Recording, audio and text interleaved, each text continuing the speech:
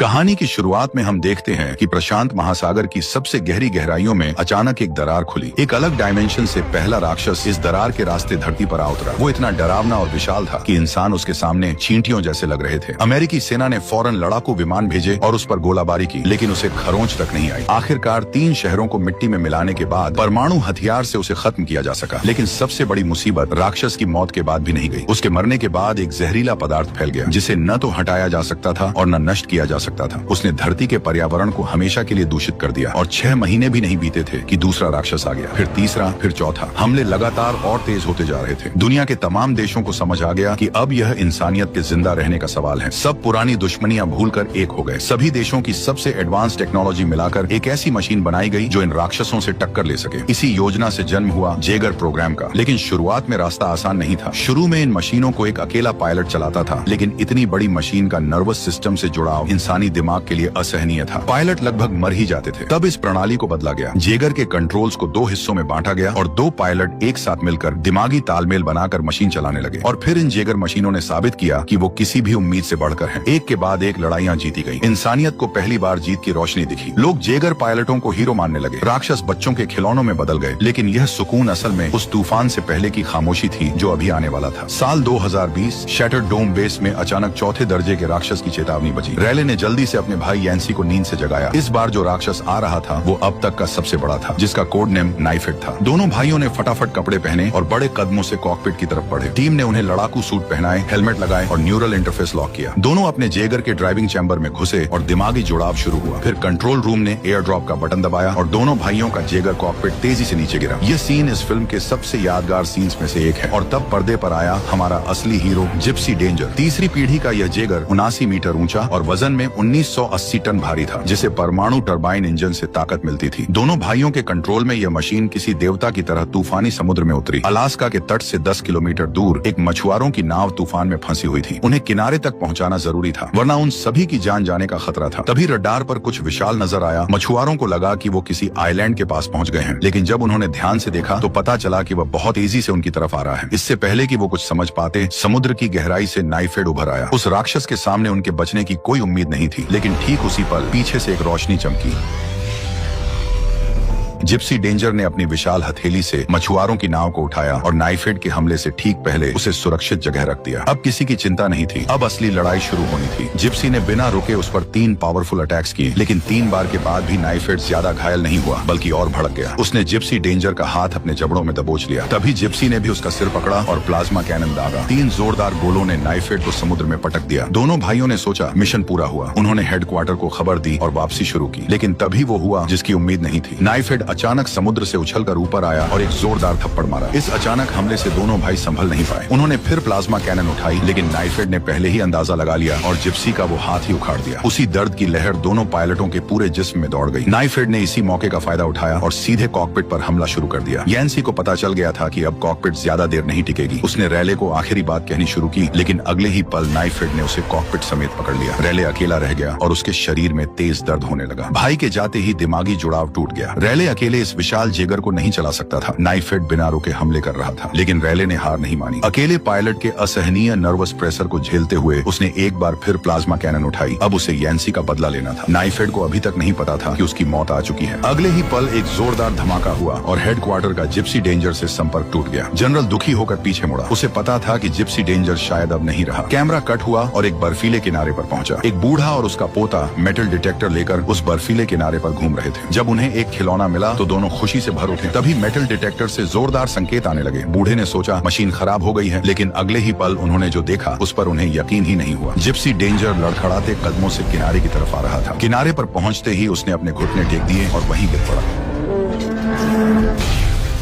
Raleigh घायल हालत में कॉकपिट से बाहर निकला। उसकी आंखों में बेबसी और दर्द साफ दिख रहा था। बूढ़ा उसे बुलाता रहा, लेकिन कानों में भनभनाहट की वजह से उसे कुछ सुनाई नहीं दे रहा था। जैसे ही उसकी नजर अपने पेट पर पड़े जख्म पर गई, वो वहीं बेहोश होकर गिर पड़ा। अब साफ था कि इंसानियत ज्यादा दिन नहीं टिकने वाली। इसके बाद कई चौथे दर्जे के राक्षस आने लगे और जेगर एक के बाद एक हारते गए। उन्हें बनाने की रफ्तार से कहीं तेज वो नष्ट हो रहे थे। 5 साल बीते। राक्षसों के हमले अब और बढ़ते चले गए। संयुक्त राष्ट्र ने फैसला सुनाया कि जेगर प्रोग्राम अब कारगर नहीं रहा। उन्हें लाइफ वॉल यानी यानी समुद्री दीवार प्रोजेक्ट में ज्यादा भरोसा था। जेगर प्रोग्राम को बंद करने का आदेश आया। हांगकांग को छोड़कर सभी बेस बंद हो गए और सारा पैसा दीवार बनाने में लगा दिया गया। लेकिन 2025 की 2 जनवरी को जिस दीवार पर इतनी उम्मीदें टिकी थीं, उसे एक चौथे दर्जे के राक्षस नाइफ हेड ने पल भर में तोड़ दिया। लोगों में दहशत छा गई। आखिरकार एक रिटायर्ड पायलट ने 5वीं पीढ़ी के अकेले बचे जेगर यूरेका रेडर को उठाया और उस राक्षस से भिड़ गया और सीने में लगी मिसाइलों से उसे खत्म किया।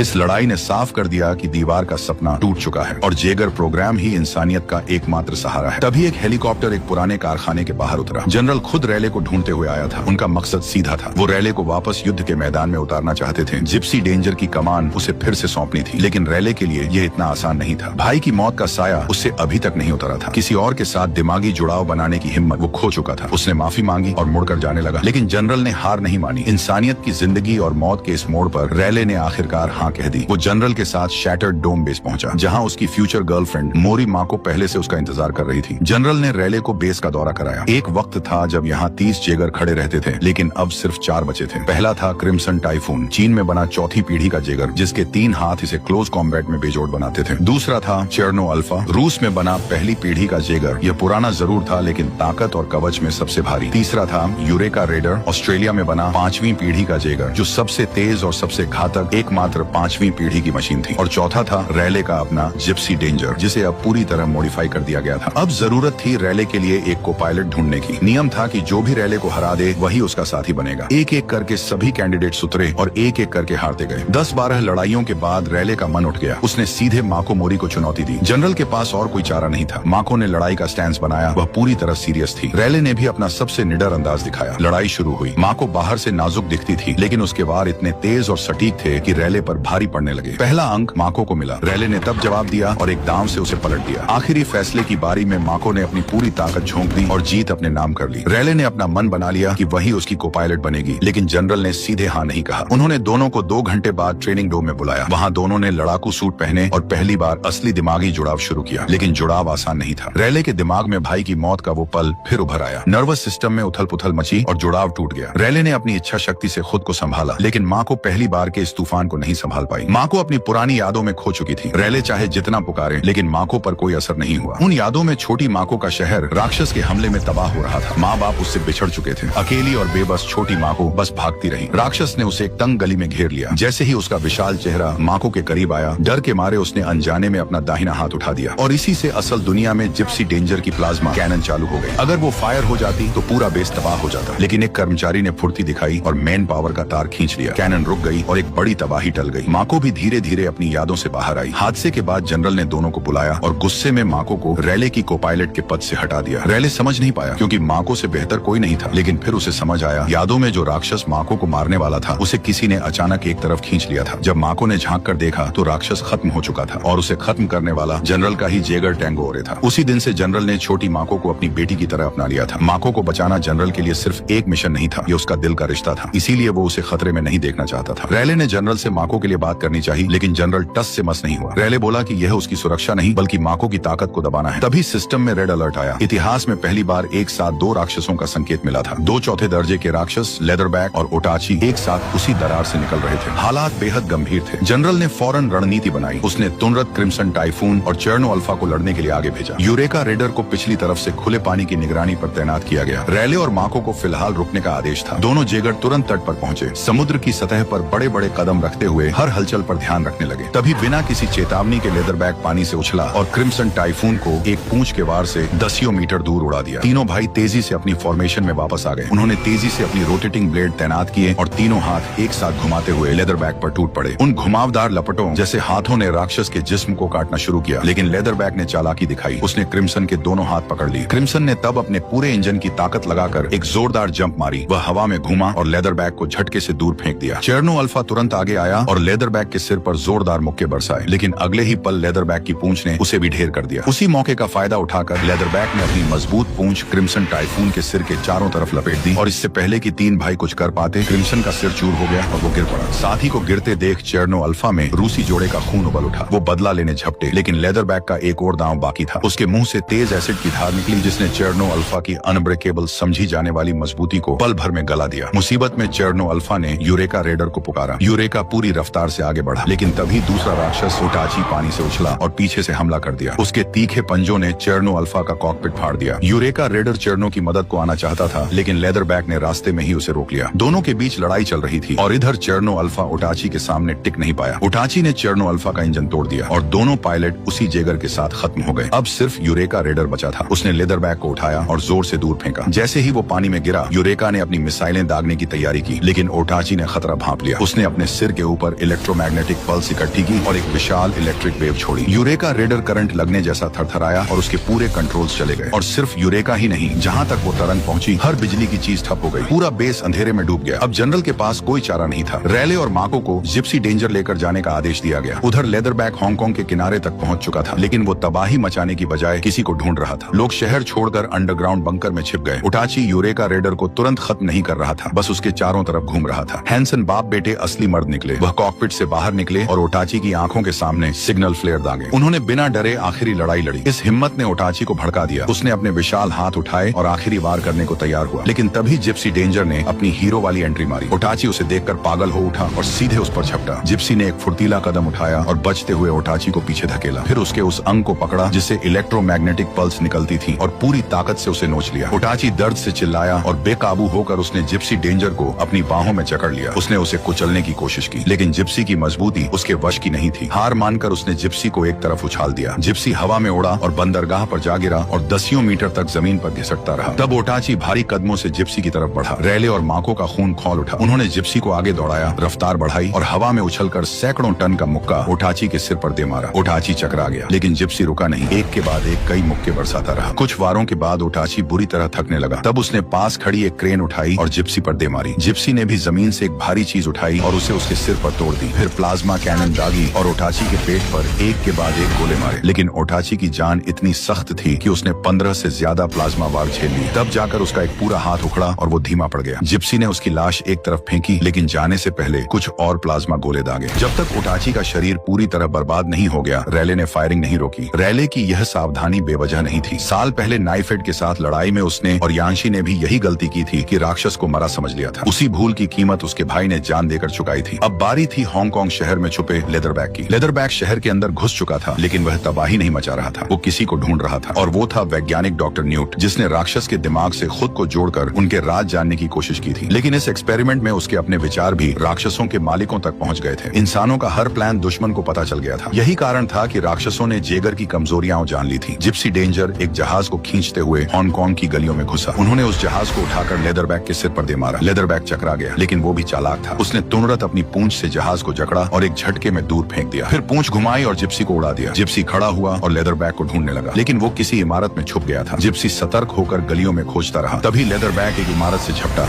जिप्सी ने फुर्ती दिखाई, 2 मुक्के सिर पर मारे, लेकिन तीसरा लेदरबैक ने बचा लिया और जोर से धकेलकर जिप्सी को एक इमारत में घुसेड़ दिया। फिर मुंह से एसिड की धार छोड़ी। जिप्सी तुरंत बगल हटकर बच गया। लेदरबैक ने फिर हमला करने की कोशिश की, लेकिन जिप्सी ने उसकी जीभ पकड़ ली और उखाड़ने लगा। लेदरबैक ने तब पूंछ से जिप्सी का दूसरा हाथ दबोचा और उसका सिर कुचलने की कोशिश की। रैले ने माको को इशारा किया और कूलिंग सिस्टम चालू किया। ठंडे लिक्विड के फव्वारे से लेदरबैक की पूंछ पल भर में बर्फ बन गई। जिप्सी ने एक झटके से उसे तोड़ दिया। फिर पूरी ताकत से जीभ नोच ली। जीभ खोकर लेदरबैक और भी पागल हो गया। वो उछला और दोनों पैरों से जिप्सी की छाती जकड़ ली, लेकिन तभी कुछ ऐसा हुआ जिसकी किसी को उम्मीद नहीं थी। लेदरबैक के दोनों तरफ से पंख निकले। वो जिप्सी को लेकर आसमान में उड़ने लगा। लेदरबैक का इरादा साफ था, जिप्सी को इतनी ऊंचाई पर ले जाना कि पायलट ऑक्सीजन की कमी से मर जाए। जल्द ही वो इतनी ऊंचाई पर पहुंच गए जहां हवा खत्म होने लगी। कॉकपिट में अलार्म बज उठा। प्लाज्मा कैनन भी लड़ाई में खत्म हो चुका था। ऐसा लगा जैसे अब कोई रास्ता नहीं बचा, लेकिन जिप्सी का एक आखिरी दांव बाकी था। उसकी नई अपग्रेड की हुई तलवार। जिप्सी ने तलवार निकाली और पूरी ताकत से लेदरबैक के पंखों को चीर दिया, लेकिन अब जिप्सी खुद हजारों मीटर की ऊंचाई से गिर रहा था। इतने वजन के साथ अगर वह गिरते तो सीधा चूरा हो जाता। तभी रैले ने दिमाग दौड़ाया। उसने सीने में लगे परमाणु रिएक्टर को उल्टा चलाया। उससे निकलने वाले जोरदार धक्के ने गिरने की रफ्तार को काफी कम कर दिया। बाकी का झटका जिप्सी की धातु को खुद झेलना था। गिरते ही एक तेज धमाका हुआ। कई मीटर ऊंचा धूल का बादल उठा और जब धुआं छठा तो जिप्सी डेंजर जमीन पर खड़ा था। ये लड़ाई इंसानों ने जीत ली, लेकिन अभी एक और जंग बाकी थी। जल्द ही हेडक्वार्टर ने एक और संकेत पकड़ा। 3 नए राक्षस दरार से निकले थे, लेकिन हमला नहीं कर रहे थे। वो दरार के आसपास मंडरा रहे थे जैसे किसी किसी चीज की रखवाली कर रहे हों। बेस में फिर अलर्ट बजा। बूढ़ा हैंसन घायल था, इसलिए जनरल ने खुद यूरेका रेडर की कमान संभालने का फैसला किया। माको को पता था कि जनरल की तबीयत उन्हें यह करने की इजाजत नहीं देती। इस लड़ाई में वो जान गंवा सकते थे, लेकिन यह इंसानियत की आखिरी जंग थी। जनरल को खड़ा होना ही था। माको का दिल भारी था, लेकिन उसने जनरल की इच्छा का सम्मान किया। तभी डॉक्टर हरमन ने अपनी कैलकुलेशन से अंदाजा निकाला कि जो राक्षस आ रहे हैं उनमें 2 चौथे दर्जे के और 1 5वें दर्जे के राक्षस हो सकते हैं, लेकिन सेंसर सिर्फ 2 चौथे दर्जे के राक्षस दिखा रहा था। डॉक्टर हरमन को यकीन था कि कुछ छुपाया जा रहा है। सच जानने के लिए उन्होंने और डॉक्टर न्यूट ने मिलकर एक बार फिर राक्षस के दिमाग से जुड़ाव बनाया, और जो पता चला वो सबकी सोच से परे था। दुश्मन न सिर्फ राक्षसों को काबू कर सकता था, बल्कि उनके जीन बदलकर उन्हें और खतरनाक बना सकता था। इससे भी बड़ी बात यह थी कि उस दरार में एक डीएनए की पहचान करने वाला सिस्टम था। उसमें से सिर्फ वही गुजर सकता था जिसके भीतर राक्षस का जीन हो। इधर जिप्सी डेंजर और यूरेका रेडर पैसिफिक ओशियन की गहराई में उतर चुके थे और परमाणु बम से दरार को उड़ाने की तैयारी कर रहे थे। तभी डॉक्टर न्यूट ने दौड़ते हुए आकर उन्हें रोका और सारा राज बताया। अभी वो फैसला भी नहीं कर पाए थे कि सिस्टम ने तीसरे राक्षस का संकेत दे दिया। डॉक्टर हरमन की कैलकुलेशन सही निकली। ये इतिहास का पहला 5वें दर्जे का राक्षस था, सबसे बड़ा जो अब तक देखा गया था। उसका नाम स्लेटन था। यूरेका रेडर ने अपनी तलवारें निकाली और लड़ाई की फॉर्म बनाई। जिप्सी पीछे रहकर मदद के लिए तैयार था। तभी दूसरे राक्षस ने पीछे से अचानक हमला किया। जिप्सी ने उसका सिर पकड़ा और एक जोरदार झटके से उसे गिरा दिया, फिर गला दबाकर जमीन पर पटक दिया। राक्षस दर्द से चिल्लाने लगा। उधर यूरेका रेडर का हाल बुरा था। स्लेटर्न की एक पूंछ ने उसे दसियों मीटर दूर उड़ा दिया और वो कुछ देर के लिए आउट ऑफ कंट्रोल हो गया। जिप्सी ने तलवार निकाली और छोटे राक्षस को खत्म करने के लिए आगे बढ़ा। तभी तीसरा राक्षस रैजरबैक तेजी से आया और उसने जिप्सी का पूरा एक हाथ काट लिया। उसी पल स्कनर ने पैर के जोड़ पर काट लिया। 2 चौथे दर्जे के राक्षस एक साथ जिप्सी को घेर रहे थे और हालात बिगड़ते जा रहे थे। जिप्सी ने तुरंत फैसला लिया। तलवार स्कनर के सिर में घोंपी और उसे ज्वालामुखी के मुंह में पटक दिया। जलन से तड़पकर स्कनर ने जकड़ छोड़ी और भाग निकला। जिप्सी पीछे जाना चाहता था, लेकिन पैर का जोड़ बुरी तरह टूट चुका था। और तभी रैजरबैक फिर तेज रफ्तार से आया। अब बचने का वक्त नहीं था। जिप्सी ने तलवार उठाई और रैजरबैक के जिस्म में घुसेड़ते हुए उसका पेट चीर दिया। इधर यूरेका रेडर स्लेटन से लड़ रहा था। 5वीं पीढ़ी के जेगर के सामने स्लेटन को भी नुकसान उठाना पड़ा। उसका हाथ लगभग कट ही गया था और खून बह रहा था। मौत का एहसास होते ही स्लेटन ने एक भयानक दहाड़ लगाई। उसकी आवाज सुनकर घायल स्कनर भी घिसटते हुए वापस आ गया। जिप्सी भी मदद को जाना चाहता था, लेकिन जनरल ने मना कर दिया और उन्हें दूर रहने का आदेश दिया, क्योंकि जनरल ने फैसला कर लिया था। वो यूरेका रेडर में रखे परमाणु बम से दोनों राक्षसों के साथ खुद को भी उड़ाने वाले थे, और जिप्सी का काम था कि उसमें लगे परमाणु इंजन से उस दरार को हमेशा के लिए बंद करना। यही इंसानियत की आखिरी उम्मीद थी। जब दोनों राक्षस यूरेका के करीब आ गए तो जनरल ने बिना एक पल गंवाए बम का स्विच दबा दिया। एक विशाल परमाणु विस्फोट हुआ। ऊर्जा की लहर हर तरफ फैल गई। जिप्सी ने खुद को झुकाकर उस भयानक झटके को जैसे तैसे संभाला। विस्फोट ने पानी के नीचे एक खालीपन बना दिया था और फिर समुद्र का पानी एक बार फिर उसमें भर गया। जिप्सी को एक बार फिर झटका लगा, जिससे उसके सारे सिस्टम में लाल बत्तियां जलने लगी। लेकिन यह सब झेलने के बावजूद जिप्सी डेंजर को अपना काम पूरा करना था। वो एक राक्षस की लाश को खींचते हुए दरार की तरफ बढ़ा, लेकिन तभी स्लेटन सामने आ गया। परमाणु बम भी उसे पूरी तरह मार नहीं पाया था। अब कुछ सोचने का वक्त नहीं था। रैले ने जिप्सी की पीठ का प्रोपल्शन सिस्टम चालू किया और सीधे स्लेटन से जा भिड़ा। स्लेटन का शरीर चिर गया और दोनों साथ दरार में जा गिरे। रैले ने फिर परमाणु रिएक्टर से गर्म परमाणु कचरा छोड़ा, जिसने स्लेटन को जलाना शुरू किया। आग की लपटें फूटी और स्लेटन चीखते हुए हमेशा के लिए खामोश हो गया। जिप्सी स्लेटन की लाश को लेकर दरार में और गहरा उतरता गया। वहाँ का नजारा रोंगटे खड़े कर देने वाला था। आसमान में एक विशाल आंख टिकी थी और दुश्मन अनगिनत राक्षस बना रहा था। रैले ने फुर्ती से रिएक्टर का ऑटो डिस्ट्रक्शन प्रोग्राम चालू किया और माको को बचाव कैप्सूल में बाहर भेज दिया और खुद एक और कैप्सूल में सवार होकर निकला। जैसे ही गिनती 0 पर पहुंची, जिप्सी डेंजर एलियंस की दुनिया में नीले सूरज की तरफ हट गया। वो विशाल ऊर्जा एलियंस की पूरी दुनिया को तहस नहस कर गई और दोनों दुनियाओं को जोड़ने वाली दरार भी हमेशा के लिए बंद हो गई।